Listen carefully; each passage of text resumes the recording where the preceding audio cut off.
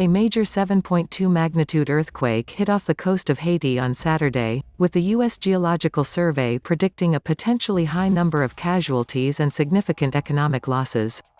The epicenter of the quake struck about 7.5 miles northeast of the Haitian commune of Saint Louis du Sud, according to the U.S. agency.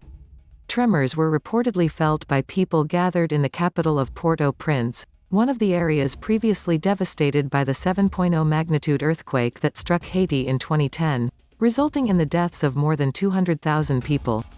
The Geological Survey said that due to the severity of Saturday's earthquake, fatalities could reach into the thousands, though no official estimates have been reported yet by authorities or news outlets.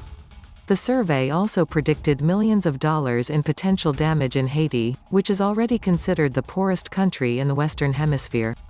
Footage circulated on Twitter in the immediate aftermath of the quake showed local residents gathering to survey the damage, with rubble and dust lining the streets of Haiti and several buildings partially collapsed.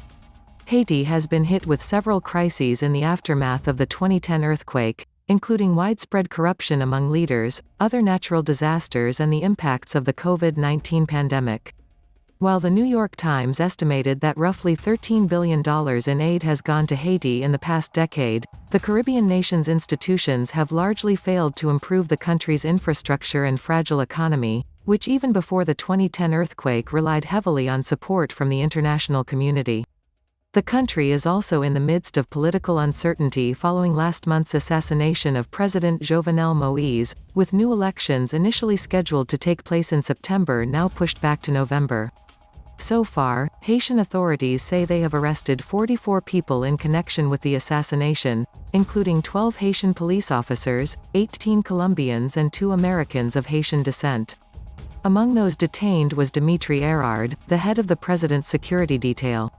Saturday's earthquake near Haiti prompted the National Oceanic and Atmospheric Administration, NOAA, to issue a tsunami threat, though this was later removed. Residents of Port-au-Prince reported being jolted awake by the quake, while tremors were reportedly felt 200 miles away in Jamaica. "I woke up and didn't have time to put my shoes on," 34-year-old Naomi Vernias, who lives in Port-au-Prince, told the Associated Press.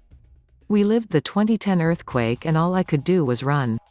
I later remembered my 2 kids and my mother were still inside," she added.